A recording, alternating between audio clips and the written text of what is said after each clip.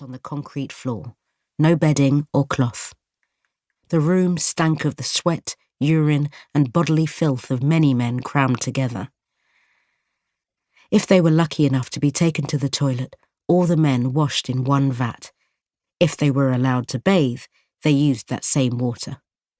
For the last few men, there was hardly any point. When the soldiers brought Kay food, they kicked it away, laughing. "Even dogs are treated better than you," they said. It didn't matter, because Kay's throat was too swollen for him to eat. Often, they urinated on the food before they left. Often, Kay was taken to another room for beatings with gun butts and wooden poles until he could no longer bend his right knee. It seemed strange, he thought, since he and the other young men travelling with him had surrendered to the army on May the 10th, 2009.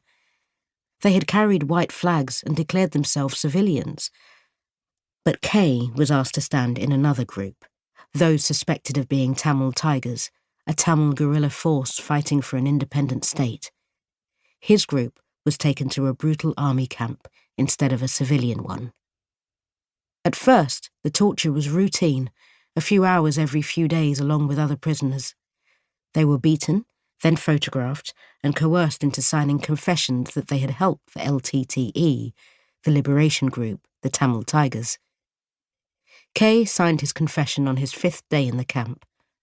After signing, Kay thought his interrogations would ease, but soon he was spotted by members of other political parties and paramilitary groups, EPDP and PLOTE, who identified him as having helped the Tamil Tigers to hide gold. One August day, Kay was taken into the interrogation room with 10 men who demanded to know where the Tamil Tigers hid their gold. As he knelt, panting, trying to convince them that he knew nothing, he felt a heat near his shoulder. He turned to see a soldier with a metal rod approaching. The end of the rod glowed red. Even through a terrified grey haze, it was easy to make out the glow in the room. Before Kay could think, the rod sank into his right arm. An intense heat shot through his body, and he passed out to the sound of his own distant screams. He woke to more questions about the Tamil Tiger gold, and to the sensation of new wounds.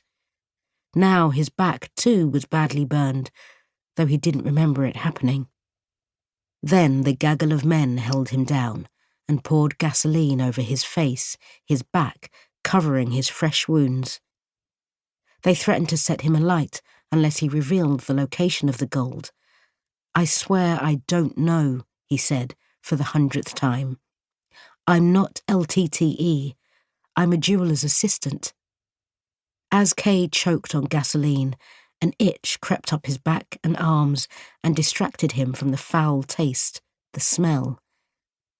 Then the itch became a searing, and the screams poured out of him again. He glanced at his arm, strange the details one remembers, and saw the dry skin of his long confinement, now wet and slimy and peeling away. The other men in the concrete room stared as Kay was dumped back inside. It was always like this, when someone was taken out to be tortured and then returned. A silent reception, a mix of happiness that the man had survived, that they could all survive, and fear of what had been done. Then, for some moments, the collective realization that this might be how they all would die, and that this sorrow was shared just then by every other man in the room. Kay curled up on his left side, the only side that wasn't burned. He tucked his knees into his chest. In that strange angle, he prayed for sleep. But the pain was too sharp, and the gasoline fumes too noxious. Alone in his corner, he trembled, waiting for sobs to release his aching muscles. But he had no strength and no tears, and he nodded off with the craving unquenched. "Tomorrow," a kind voice nearby whispered, "if they let us bathe, you can be first."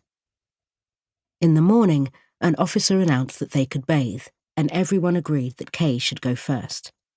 The man who slept closest helped Kay remove his shirt. "Gentle, gentle,"